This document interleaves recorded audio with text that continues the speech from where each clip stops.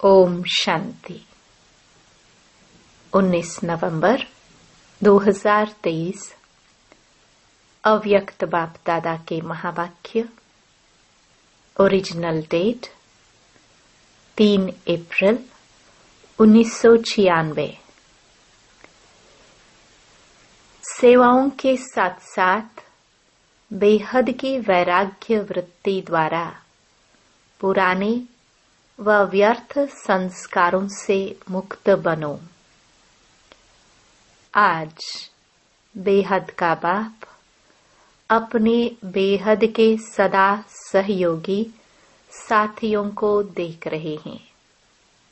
चारों ओर के सदा सहयोगी बच्चे सदा बाप के दिल पर दिल तख्त नशीन निराकार बाप को अपना अकाल तख्त भी नहीं है। लेकिन तुम बच्चों को कितने तख्त हैं? तो बाप दादा तख्त नशीन बच्चों को देख सदा हर्षित रहते हैं। वाह मेरे तख्त नशीन बच्चे। बच्चे बाप को देख खुश होते हैं। आप सभी बाप दादा को देख खुश होते हो। लेकिन बाप दादा कितने बच्चों को देख खुश होते हैं? क्योंकि हर एक बच्चा विशेष आत्मा है। चाहे लास्ट नंबर भी है, लेकिन फिर भी लास्ट होते भी विशेष कोटों में कोई में कोई की लिस्ट में है। इसलिए एक एक बच्चे को देख बाप को ज्यादा खुशी है, वह आपको है। दोनों को। बाप को कितने बच्चे हैं? जितने बच्चे उतनी खुशी, और आपको सिर्फ डबल खुशी है। बस आपको परिवार की भी खुशी है, लेकिन बाप की खुशी सदा काल की है, और आपकी खुशी सदा काल है या कभी नीचे ऊपर होती है। बाप दादा समझते हैं कि ब्राह्मण जीवन का श्वास खुशी है। खुशी नहीं तो ब्राह्मण जीवन नहीं। और अविनाशी खुशी कभी कभी वाली नहीं, परसेंटेज वाली नहीं। खुशी तो खुशी है। आज 50% खुशी है, कल 100% है। तो जीवन का श्वास नीचे ऊपर है ना। बाप दादा ने पहले भी कहा है कि शरीर चला जाए लेकिन खुशी नहीं जाए। तो यह पाठ सदा पक्का है या थोड़ा थोड़ा कच्चा है? सदा अंडरलाइन है। कभी कभी वाले क्या होंगे? सदा खुशी में रहने वाले पास विद ऑनर, और कभी कभी खुशी में रहने वालों को धर्मराजपुरी पास करनी पड़ेगी। पास विद ऑनर वाले 1 सेकंड में बाप के साथ जाएंगे, रुकेंगे नहीं। तो आप सब कौन हो? साथ चलने वाले या रुकने वाले? साथ चलने वाले। ऐसा चार्ट है, क्योंकि विशेष डायमंड जुबली के वर्ष में बाप दादा की हर एक बच्चे के प्रति क्या शुभ आशा है, वह तो जानते हो ना। बाप दादा ने सभी बच्चों का चार्ट देखा। उसमें क्या देखा कि वर्तमान समय के प्रमाण एक बात का विशेष और अटेंशन चाहिए। जैसे सेवा में बहुत उमंग उत्साह से आगे बढ़ रहे हो और डायमंड जुबली में विशेष सेवा का उमंग उत्साह है, इसमें पास हो। हर एक यथाशक्ति सेवा कर रहे हैं और करते रहेंगे, लेकिन अब विशेष क्या चाहिए? समय समीप है, तो समय की समीपता के अनुसार अब कौन सी लहर होनी चाहिए? वैराग्य की। कौन सा वैराग्य? हद का या बेहद का? जितना सेवा का उमंग उत्साह है, उतना समय की आवश्यकता प्रमाण स्वस्थिति में बेहद का वैराग्य कहाँ तक है?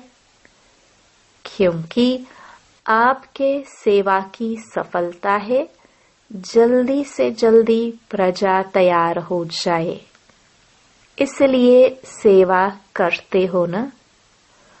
तो जब तक आप निमित्त आत्माओं में बेहद की वैराग्य वृत्ति नहीं है, तो अन्य आत्माओं में भी वैराग्य वृत्ति नहीं आ सकती।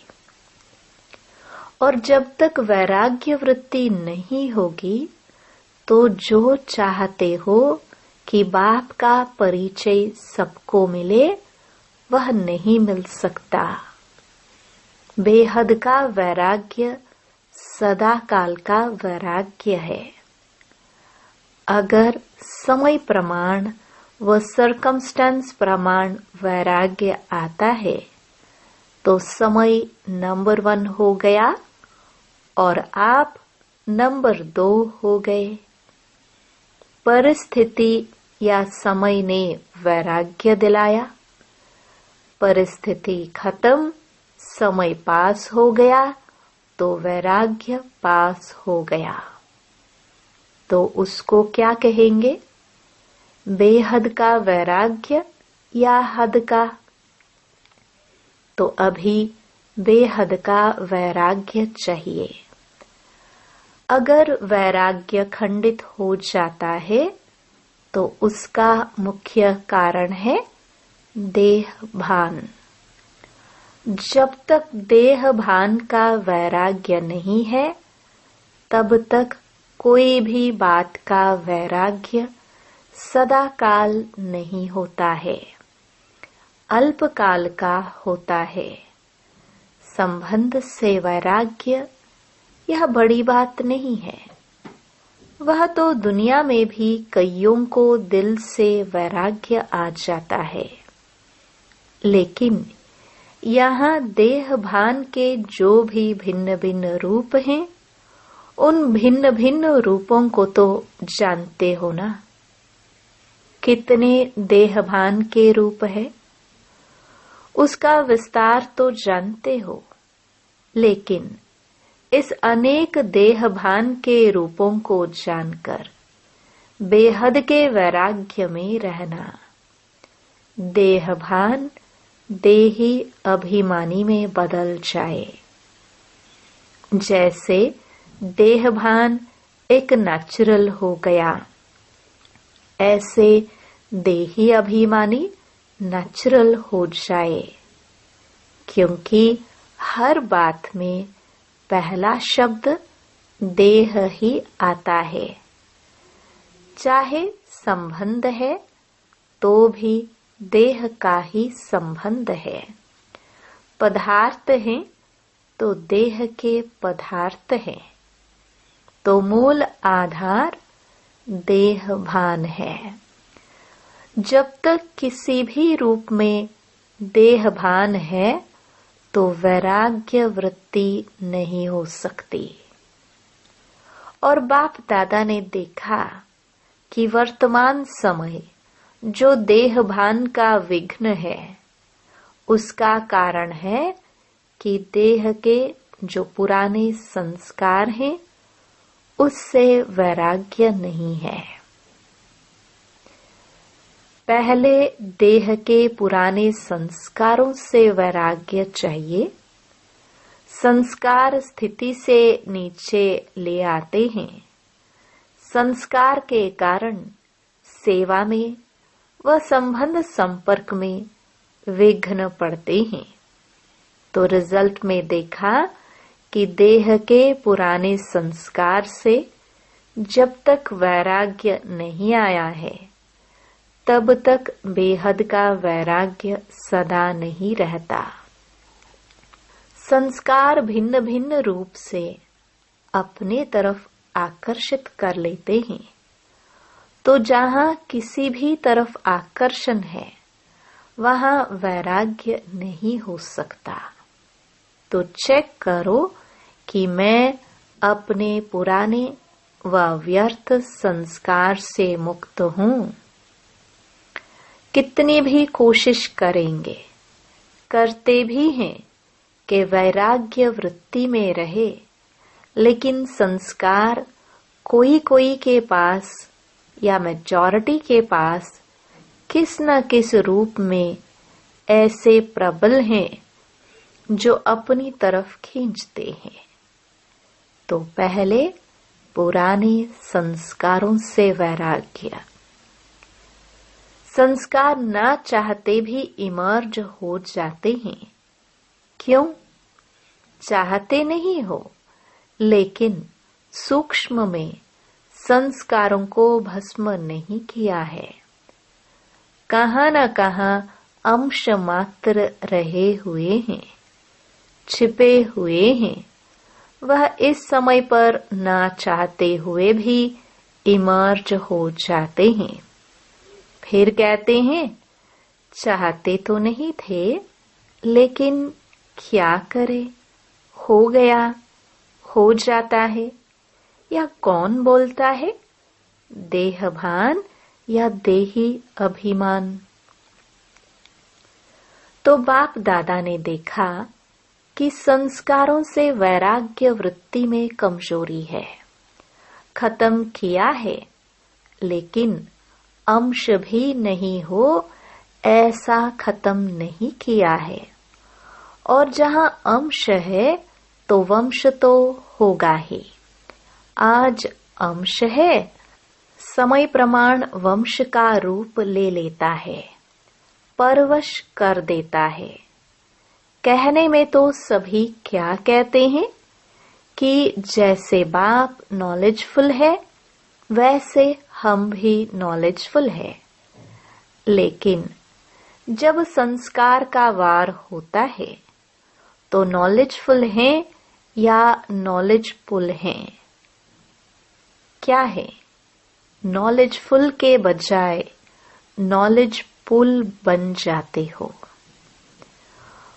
उस समय किसी से भी पूछो तो कहेंगे हाँ, समझती तो मैं भी हूँ, समझता तो मैं भी हूँ। होना नहीं चाहिए, करना नहीं चाहिए, लेकिन हो जाता है। तो नॉलेजफुल हुए या नॉलेजफुल हुए? नॉलेजफुल अर्थात नॉलेज को खींचने वाले। जो नॉलेजफुल हैं उसे कोई भी संस्कार, संबंध, पदार्थ वार नहीं कर सकता। तो डायमंड जुबली मना रहे हो। डायमंड जुबली का अर्थ है डायमंड बनना, अर्थात बेहद के वैरागी बनना। जितना सेवा का उमंग है उतना वैराग्य वृत्ति का अटेंशन नहीं है। इसमें अलबेलापन है, चलता है, होता है, हो जाएगा, समय आएगा तो ठीक हो जाएगा।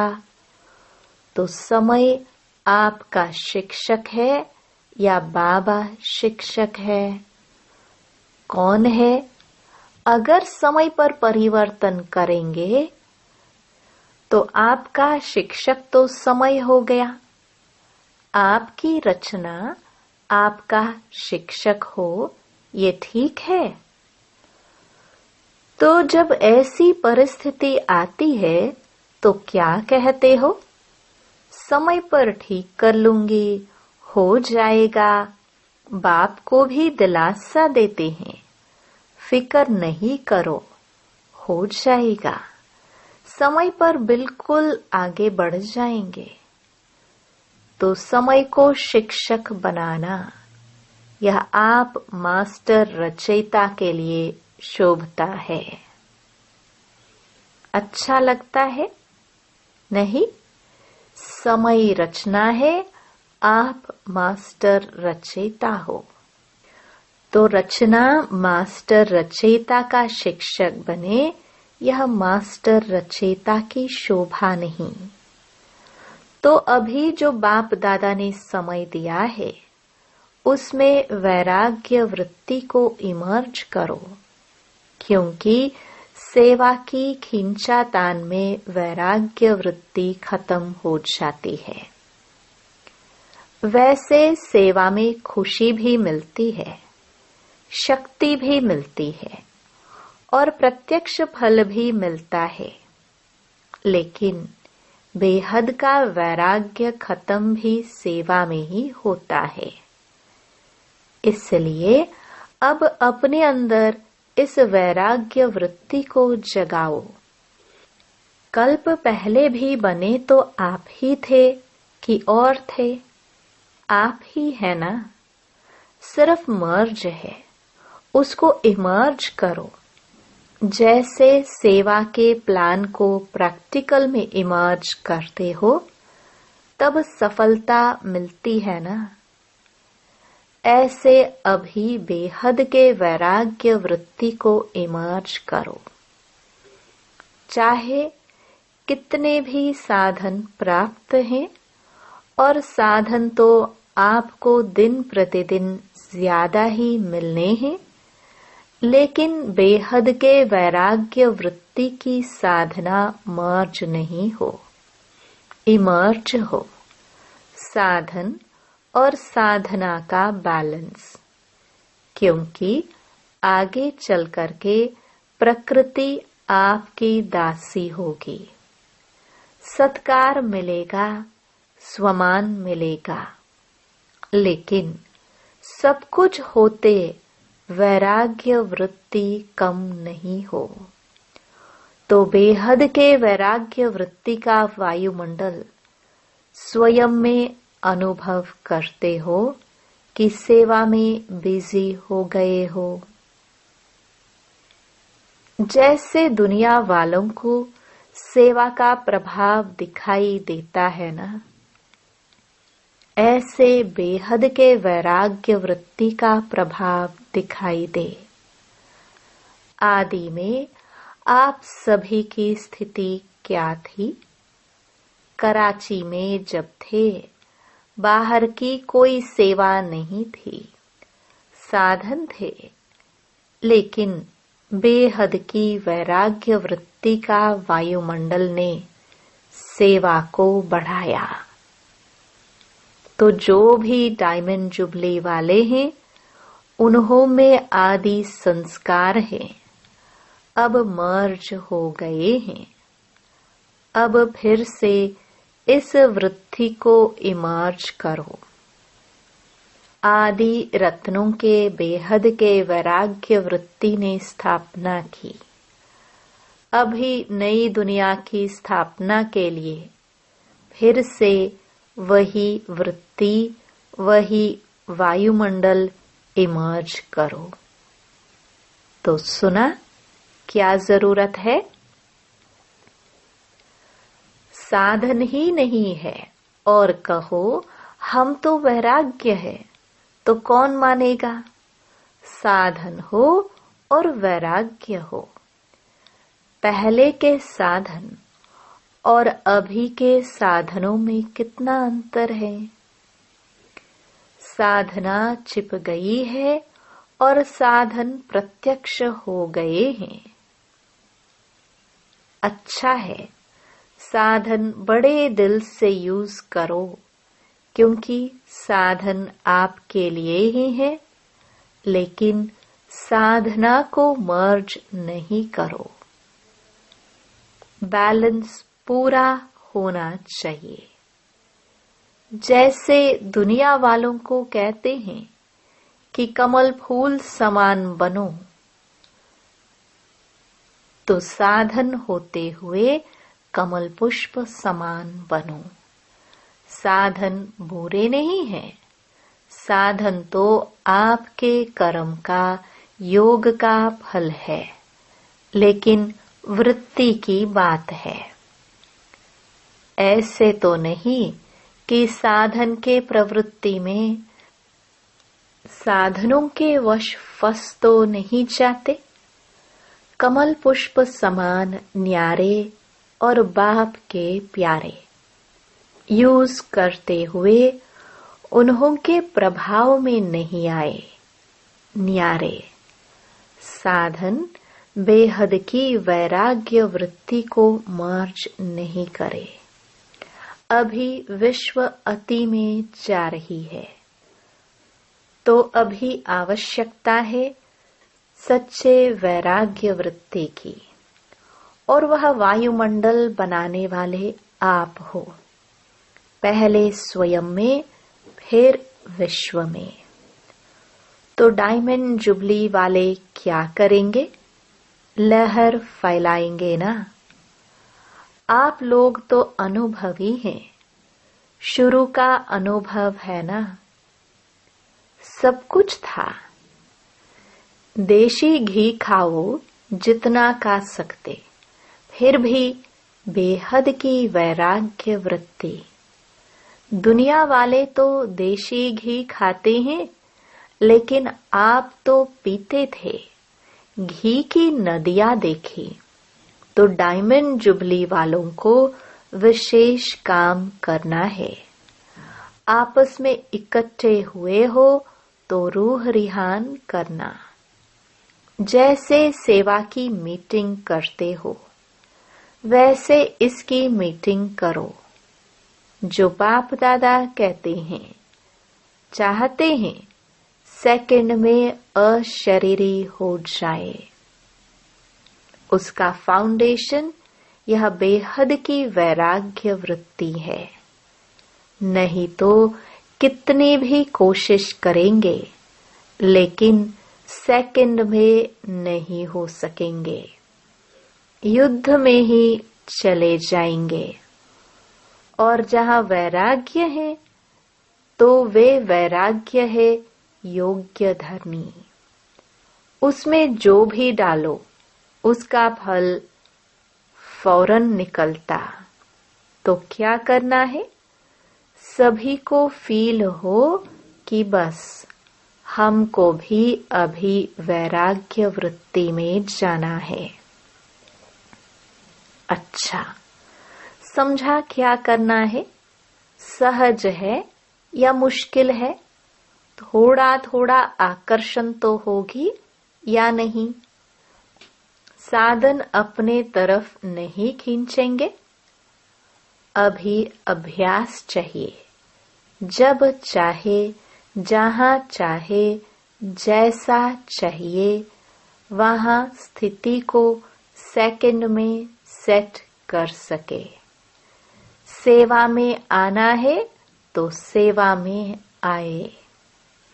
सेवा से न्यारे हो जाना है तो न्यारे हो जाए। ऐसे नहीं सेवा हमको खींचे। सेवा के बिना रह नहीं सके। जब चाहे, जहां चाहे, विल पावर चाहिए। विल पावर है, स्टॉप तो स्टॉप हो जाए। ऐसे नहीं लगाओ स्टॉप और हो जाए question mark. Full stop, stop भी नहीं, फुल स्टॉप। जो चाहे वह प्रैक्टिकल में कर सके। चाहते हैं लेकिन होना मुश्किल है, तो इसको क्या कहेंगे? विल पावर है कि पावर है? संकल्प किया, व्यर्थ समाप्त, तो सेकंड में समाप्त हो जाए। बाप दादा ने सुनाया ना कि कई बच्चे कहते हैं हम योग में बैठते हैं, लेकिन योग के बजाय युद्ध में होते हैं। योगी नहीं होते, योद्धे होते हैं। और युद्ध करने के अगर संस्कार बहुत काल रहे तो क्या बनेंगे? सूर्यवंशी व चंद्रवंशी। सोचा और हुआ। सोचना और होना सेकंड का काम है। सोचना और होना सेकंड का काम है। इसको कहते हैं विल पावर। विल पावर है कि प्लान बहुत अच्छे बनाते, लेकिन प्लान बनते हैं 10 और प्रैक्टिकल में होते हैं 5। ऐसे तो नहीं होता। सोचते बहुत अच्छा है, यह करेंगे, यह होगा, ये होगा, लेकिन प्रैक्टिकल में अंतर पड़ जाता है। तो अभी ऐसी विल पावर हो, संकल्प किया और कर्म में प्रैक्टिकल में हुआ पड़ा है, ऐसे अनुभव हो। नहीं तो देखा जाता है अमृत वेले जब बाप से रूह रिहान करते, बहुत अच्छी अच्छी बातें बोलते हैं, ये करेंगे, ये करेंगे, और जब रात होती तो क्या रिजल्ट होती? बाप को खुश बहुत करते हैं, बातें इतनी मीठी मीठी करते हैं, इतनी अच्छी अच्छी करते हैं, बाप भी खुश हो जाते। वाह मेरे बच्चे। कहते हैं बाबा बस आपने जो कहा ना होना ही है, हुआ पड़ा है।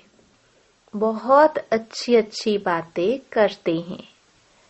कई तो बाप को इतना दिलासा दिलाते हैं कि बाबा हम नहीं होंगे तो कौन होगा?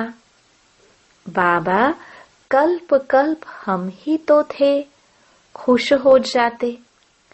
हॉल में पीछे बैठने वालों से, पीछे बैठने वाले अच्छी तरह से सुन रहे हो ना? आगे वालों से पहले पीछे वाले करेंगे। बैठे पीछे हो, लेकिन सबसे समीप दिल पर हो। क्यों? दूसरे को चांस देना यह सेवा की ना, तो सेवाधारी सदा बाप के दिल पर है। कभी भी ऐसे नहीं सोचना कि हम भी अगर दादियां होती ना तो जरा सा, लेकिन सामने तो क्या दिल पर हो। और दिल भी साधारण दिल नहीं, तख्त है, तो दिल तख्त नशीन है ना। जहां भी बैठे हो, चाहे इस कोने में बैठे हो, चाहे नीचे बैठे हो, चाहे कैबिन में बैठे हो, लेकिन बाप के दिल पर हो। अच्छा, चारों ओर के तख्त नशीन श्रेष्ठ भाग्यवान आत्माएं सदा बेहद के वैराग्य वृत्ति से वायुमंडल बनाने वाले विशेष आत्माएं, सदा अपने श्रेष्ठ विशेषताओं को कार्य में लगाने वाले विशेष आत्माएं, सदा एक बाप के साथ और श्रीमत के हाथ को अनुभव करने वाले समीप आत्माओं को बाप दादा का याद प्यार और नमस्ते। वरदान। एक व्रता के राज को जान, वरदाता को राजी करने वाले सर्व सिद्धि स्वरूप भव। वरदाता बाप के पास अखूट वरदान है, जो जितना लेने चाहे खुला भंडार है। ऐसे खुले भंडार से कई बच्चे संपन्न बनते हैं और कोई यथाशक्ति संपन्न बनते हैं। सबसे ज्यादा झोली भरकर देने में भोलानाथ वरदाता रूप ही है। सिर्फ उसको राजी करने की विधि को जान लो तो सर्व सिद्धियां प्राप्त हो जाएंगी। वरदाता को एक शब्द सबसे प्रिय लगता है, एक व्रता। संकल्प स्वप्न में भी दूजा व्रता न हो। वृत्ति में रहे मेरा तो एक, दूसरा न कोई। जिसने इस राज को जाना उसकी झोली वरदानों से भरपूर रहती है। स्लोगन: मनसा और वाचा दोनों सेवाएं साथ साथ करो तो डबल फल प्राप्त होता रहेगा। ओम शांति।